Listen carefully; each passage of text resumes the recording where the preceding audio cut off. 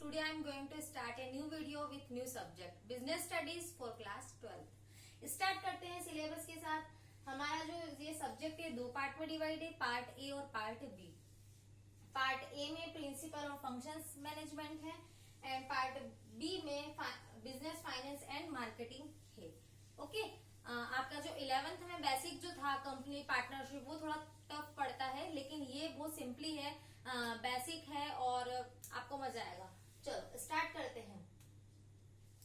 Management, सबसे पहले management से जो फर्स्ट जो हमारा है मैनेजमेंट, तो जो हमारा फर्स्ट और सेकंड चैप्टर है, तो पहले वाले में जो nature and significance of management and principle of management, दोनों में मैनेजमेंट आ रहा है।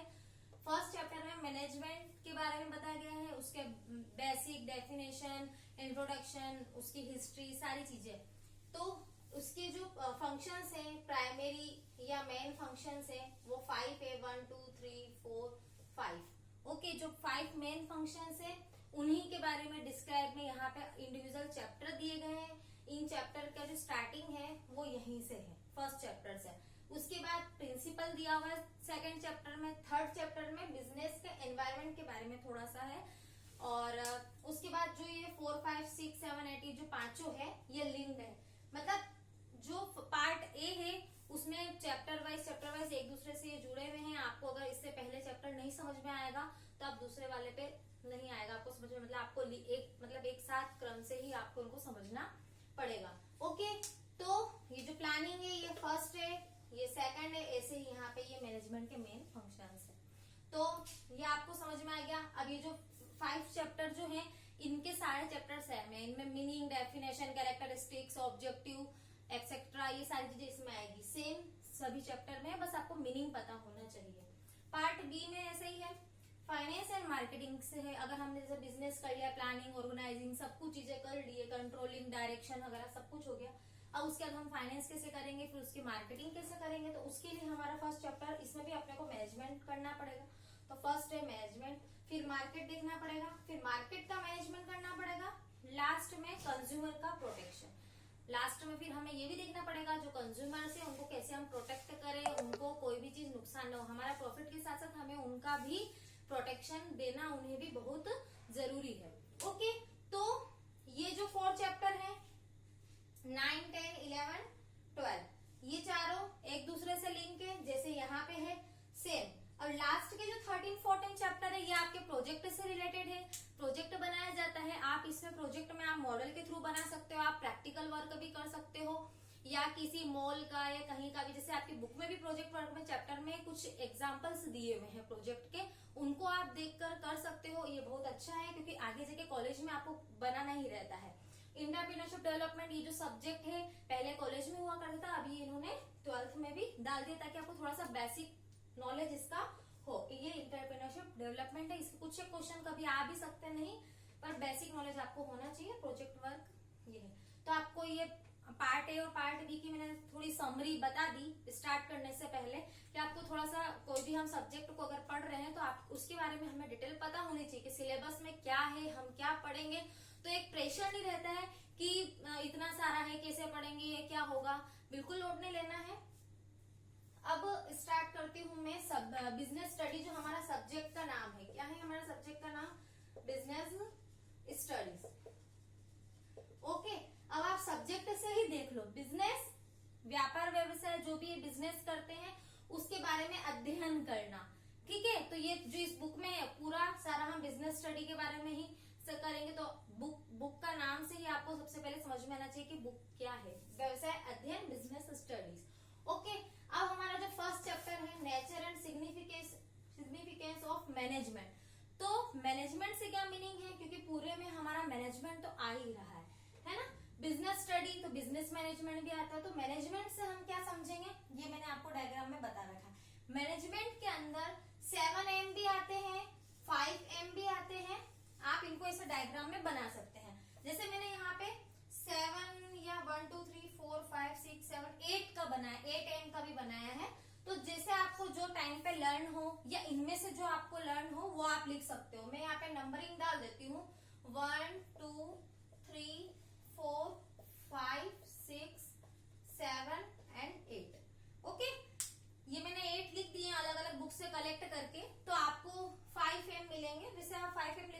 ठीक है, मैनेजमेंट का अगर क्वेश्चन आता है कि डिफाइन मैनेजमेंट या मीनिंग ऑफ मैनेजमेंट आता ही है ऐसा क्वेश्चन, या फिर कैरेक्टरिस्टिक्स आ जाती है, या फिर कोई सा भी फाइनेंशियल मैनेजमेंट आ जाएगा, या फिर मार्केटिंग मैनेजमेंट, बिजनेस मैनेजमेंट, कोई सा भी मैनेजमेंट से रिलेटेड क्वेश्चन आता है तो आप उसमें ये चीज ऐड कर सकते हो। ये चीज आपके हमेशा काम आएगी, इसीलिए मैंने स्टार्टिंग में इसको लिया है।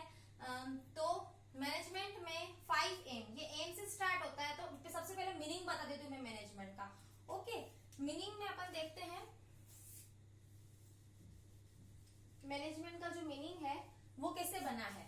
अगर आप उसको लिखो, मैनेजमेंट, MENAGE, मैनेजमेंट का मैनेज के बाद मेंट में MEN, मैन, और फिर टी, ऐसे आप डिवाइड कर लो स्पेलिंग को। तो मैनेज करना है किनको? मेंस को, बहुत सारे मैन को आपको मैनेज करना है। कैसे करना है? टी से टैक्टफुली। ओके, टेक्निक से आपको मेंस को, बहुत सारे जो मैन है उनको मैनेज करना ही मैनेजमेंट है। ऐसे आप मैनेजमेंट को बता सकते हो।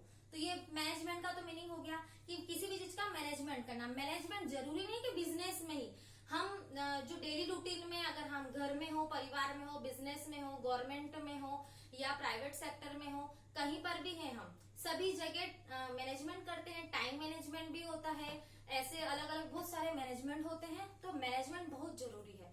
ओके, तो मैनेजमेंट का मैंने आपको एक उसके नाम में ही छुपी हुई जो उसका मीनिंग है वो मैंने बता दिया है। मैनेजमेंट, टी मतलब टैक्ट, मेंस को मैनेज करना टैक्टफुली ही मैनेजमेंट है।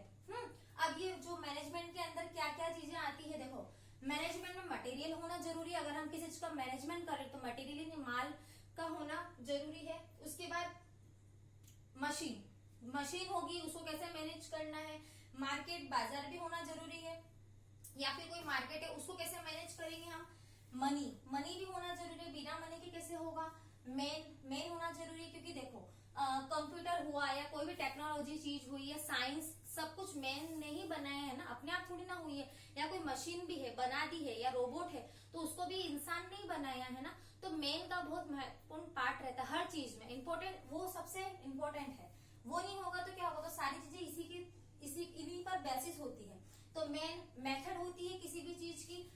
मेमोरी भी होना जरूरी है कि हमने पहले क्या किया था, अभी क्या करना है, ये होना बहुत जरूरी है। उसके बाद मोमेंट, पल कैसा है, किस समय, टाइम, ये सारी चीजें इस टाइप से मैंने जो भी मेरे हिसाब से मुझे लगा सही, मैंने 5M, 7 या 8 जो भी आपको लगे आप ऐसा कर सकते हैं। मैनेजमेंट को डिफाइन कर सकते हैं, या कोई आप डेफिनेशन दे सकते हैं। एक मुझे डेफिनेशन बहुत अच्छी लगी थी, management is the soul of business activities. Management एक आत्मा है, किसकी है? बिजनेस, हर किसी भी टाइप की जो हम एक्टिविटी करते हैं बिजनेस एक्टिविटी की, एक तरह से वो आत्मा है। क्यों? अगर बिना उसके हम कोई बिजनेस करेंगे या कोई एक्टिविटी करेंगे और बिना मैनेजमेंट के अगर हम कोई चीज करेंगे तो वो सक्सेस नहीं होगी।